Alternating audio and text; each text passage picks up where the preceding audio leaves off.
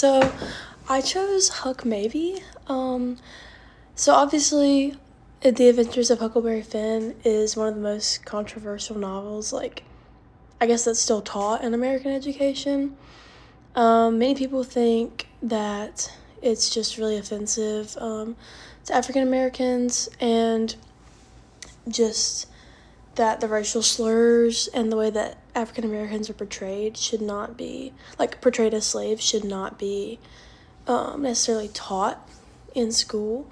And, like, I would agree with that. But other people think that it should remain in the classroom because it forces students and readers to think about, like, okay, well, Huck Finn, like, he, didn't conform to society and he made his own choices.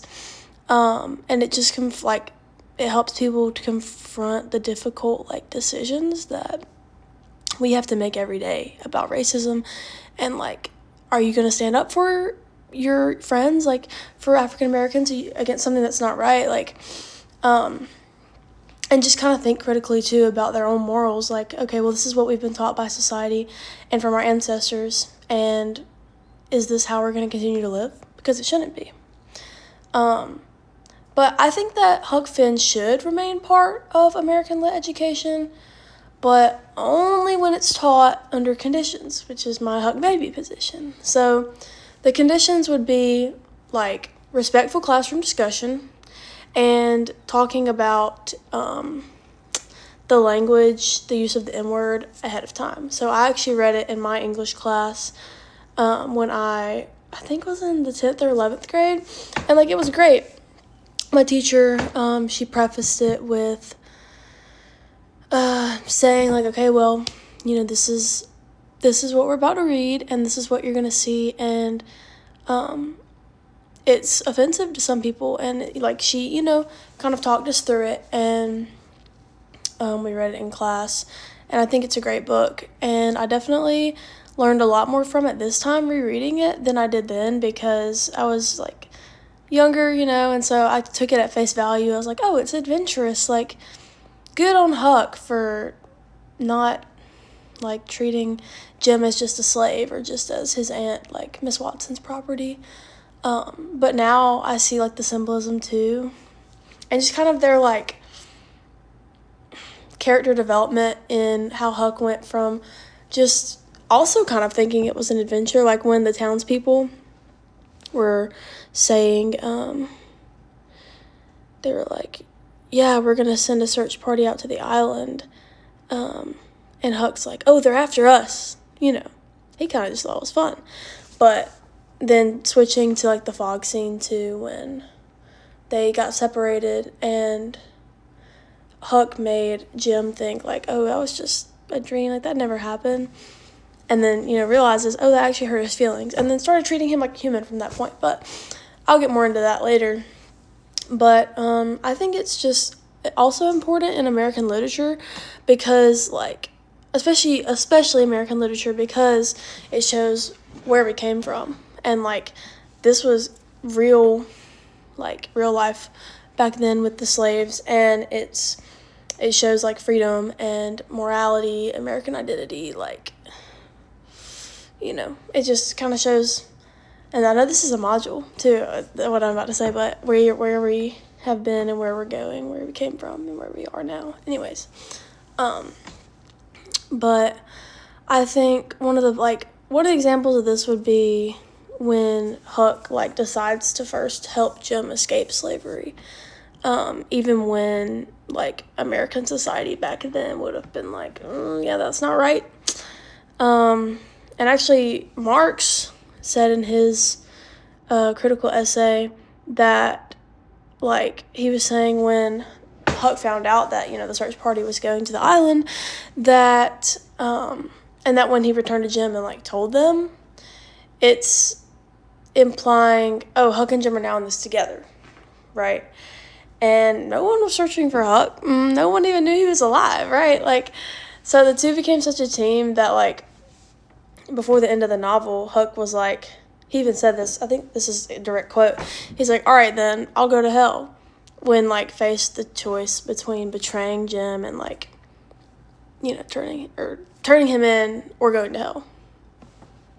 So Huck chose, like, the humanity route, treating Jim like a human, and friendship, a friend, over the, like, values that his adopted mom, Miss Watson? No, that was his aunt. Anyways, that his adopted mom taught him, and, like, the prayers and, like, oh, you're gonna go to hell and all that. And this is kind of like, it reminds me of people now, like, what we know is right versus what social media and the news and everything else tells us. Because deep down, like, morality, I feel like, is innate.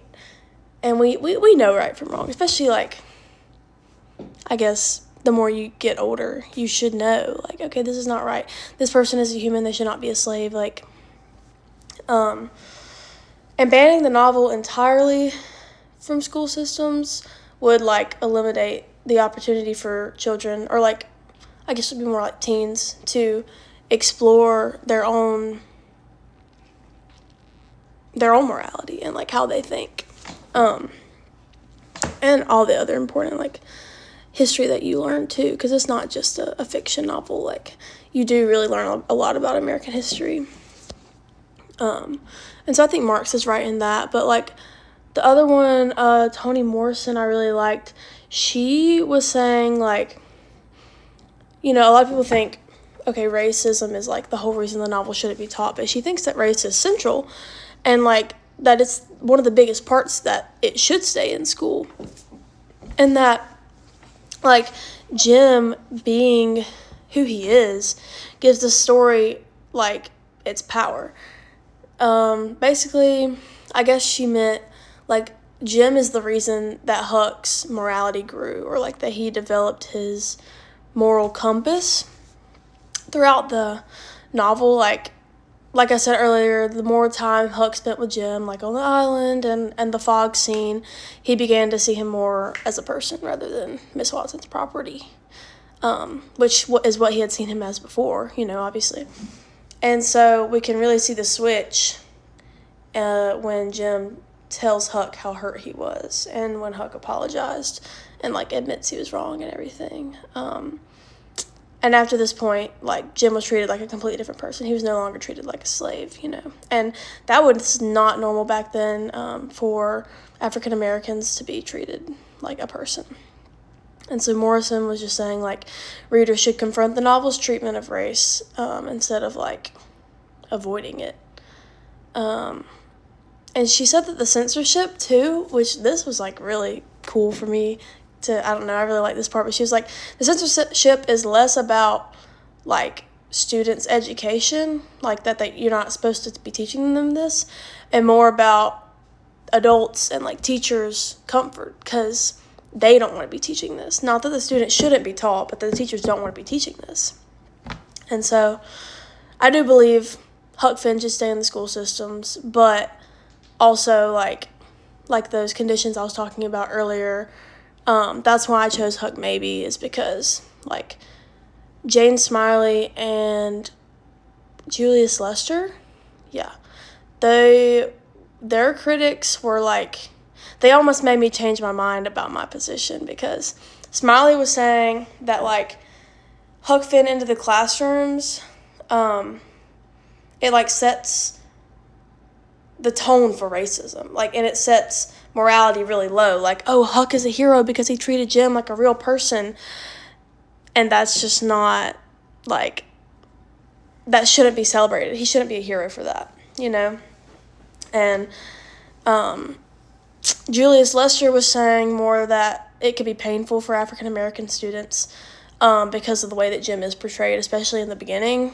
And also at the end, because Jim's almost like a toy to Tom Sawyer. Like, Tom was saying, you know, oh, I'll help free you, when he knows good and well that Jim had already been freed several months before, and he was just doing it for the adventure of it.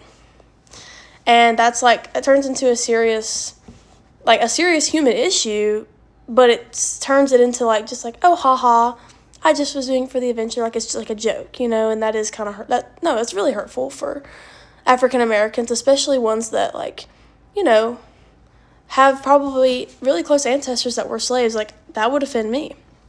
And so, and, you know, with the constant use of the N-word, that can also be very offensive to people. So while I do think that it should be taught in the classroom, I also think that those set of conditions that I talked about earlier should really be hammered in, like, you know, the respectful classroom discussion.